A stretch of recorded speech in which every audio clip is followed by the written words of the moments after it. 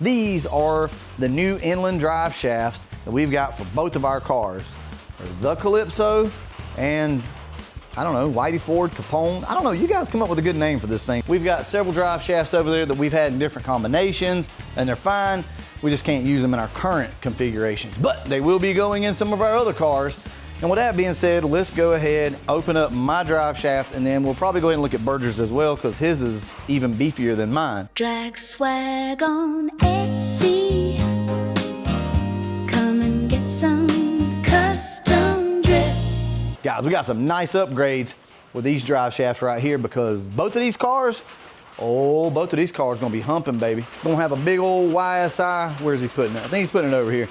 Big old YSI up here, blow through. It's gonna be sweet. This one right here is a 393 stroker.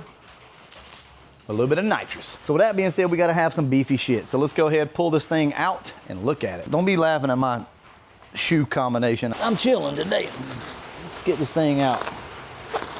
Would you just look at that? Oh my goodness. Come on. They got a quick turnaround. We got this drive shaft in about a week and a half. That's Berger's drive shaft. Here we go, y'all. We got both of our drive shafts. Let's go ahead, get the Calypso in the air, put this drive shaft in, get the exhaust bolted up on it, because we're gonna be really close to driving this thing. I still gotta put fluid in the transmission, and then we gotta do some wiring. And I'm gonna be honest with you, I don't really understand the reverse lockout stuff, so I'm gonna have to read up on it and figure out how it wires in, how the reverse lights and all of that stuff works on the T56, because it is different. But Hanlon did send all the stuff that we needed to be able to do this with, so yeah, we'll figure it out. First things first, we need to make sure that my calculations are correct and this damn drive shaft works. I hope so. So I want to remind you guys that if you are purchasing one of these drive shafts, you're going to need to take measurements. It's extremely easy to take the measurements, but if you get them wrong, the measurements that's on you, right? So let's hope that I got this right. Lengthwise.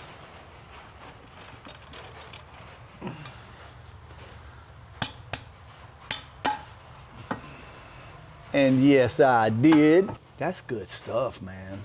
Good stuff. Oh, and I do have to put my damn drive shaft safety loop back in here. I need to get another one from Stifler's. That's an absolute must. At minimum, you need the one drive shaft safety loop up here. It doesn't hurt to have another one back here in the center as well. This is our new setup for anybody who's not been on the channel in a while. This T56 is brand new in the car. We've never even started it or anything.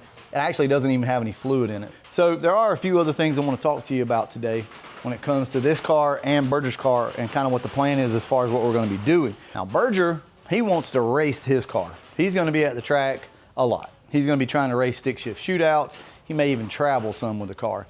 Me, on the other hand, I'm not going to be doing as much racing, nowhere near as he will, but I do want to spend some time in this car, get some seat time in it, and really learn it, right? I want to go out and compete when I go out. I just don't want to be out every weekend. His is going to be more of a race capable car than mine. I still have several upgrades that I need to do to mine.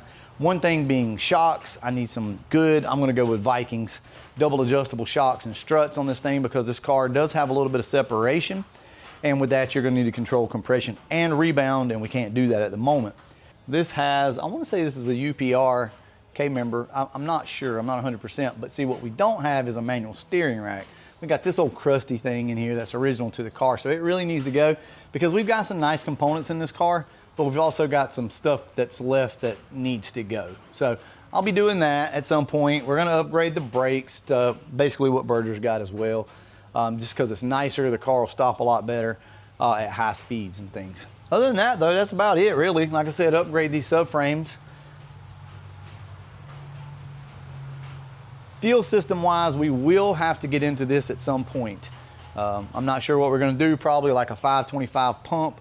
So we'll probably keep the stock tank, upgrade the fuel system though with it, run some bigger lines, because right now it's just -6, which is only gonna get us so far. Our rear end is already fully built. This is a 35 spline setup in here with a spool. As you can see, I mean, it's decked out. The ends are welded, BMR upper torque box and lower torque box reinforcements.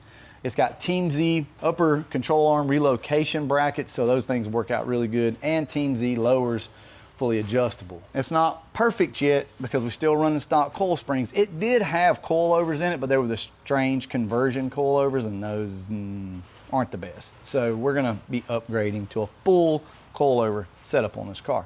I'm gonna go ahead, fill this thing up, and I'll get back to you guys as soon as it's done. Oh, just so you know, if you're curious, the fill hole is on this side on a T56. It's over here on the driver's side. So you're just gonna fill it up till it starts to kind of ooze out that hole. And as soon as it does that, you stop, put the plug back in it. Got the exhaust in, drive shaft's bolted down, everything's good.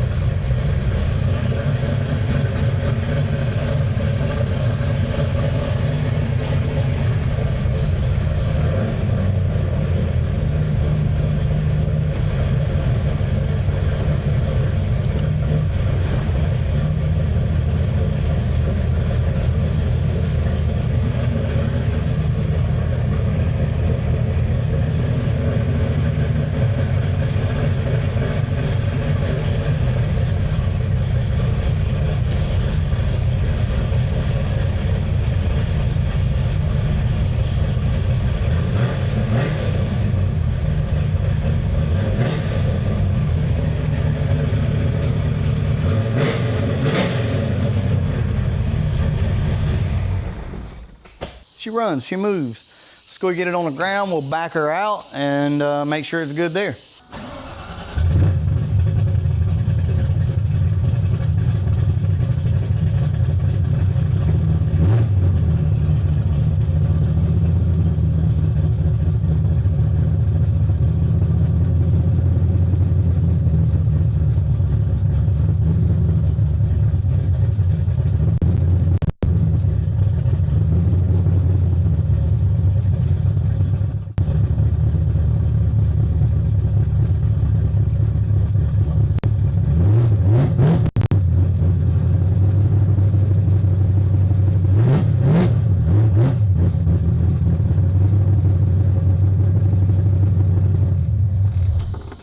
All right, well, as you can see, she runs, she's smoking. She's smoking a little bit under the hood, but I think that's just some oil from having the headers off and stuff like that. Shouldn't be any problems, but we'll check it. Yeah, it's just gonna be some residuals. Well, look, guys, here's where we're at with this. I don't want to take the car down the road right now. Look, the roads are wet still. We're on slicks. We'll take the car down the road here pretty soon, start working through the heat cycles on it. We got to do this reverse lockout because reverse is extremely hard to get into without it. So shout out to Hanlon, Stiflers, McLeod, Inland. Like, look, guys, we got a bunch of cool stuff on this car. It's going to help us go fast. All right. If you guys need any of this stuff, check them out. All great companies to work with. But look, with that being said, it's time to wrap this thing up. Calypso is looking good though. I ain't gonna lie. She's a little low. I like it. I'm gonna wrap this video up, and as always, you don't know the tagline? Oh, he doesn't watch the videos. New cameraman don't watch the videos. He don't even know the tagline, y'all. All right, guys, I'm gonna go ahead and wrap this video up, and as always, thanks for watching. Thanks for watching. Yeah, and now he's like, yeah, I get it. No, he didn't. This car will be going carbureted, so it will have a CSU carburetor on it from Kevin at CSU Carburetors, and we're gonna go Terminator X. Now, this Terminator X deal is huge for me. My name is gonna be attached to this. It's gonna be a carb-only kit, right? So you're gonna be able to use the Terminator X with your carburetor, and I'm gonna show you how to hook it up, and it's gonna change your life. All this MSD grid stuff, or just MSD boxes with add-ons that people are doing, you're gonna wanna do this Terminator X whenever you see this. Some of you have already seen it before. It's gonna give you a TPS and everything. It's coming from Anderson Ford Motorsport, and they're just waiting on me. As soon as I get my carburetor, we're gonna install this kit. Then it's gonna be available for you guys to purchase. It's gonna be awesome. I'm telling you, this Terminator X gives you so much control when it comes to a carburetor, it'll blow your mind. What's the benefit of running a Terminator X on a carbureted setup? There are huge benefits, y'all. Your fuel's gonna be controlled, obviously, by the carburetor. Now, carburetors are different than EFI.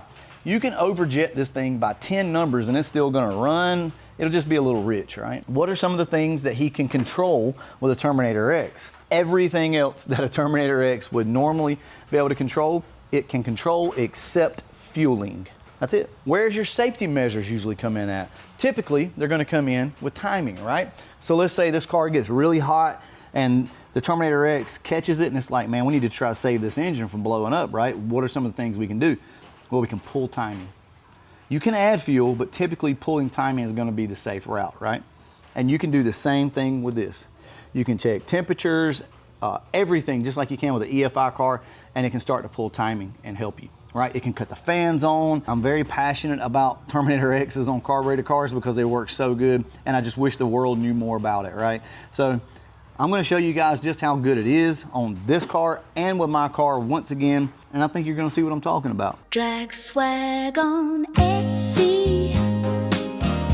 Come and get some custom drip. Check us out on Etsy. We got that drag swag. You know you need it, so come and get it. You won't regret it. You'll be the bee's knees when you wear your fresh tees. So come and get it, drag swag.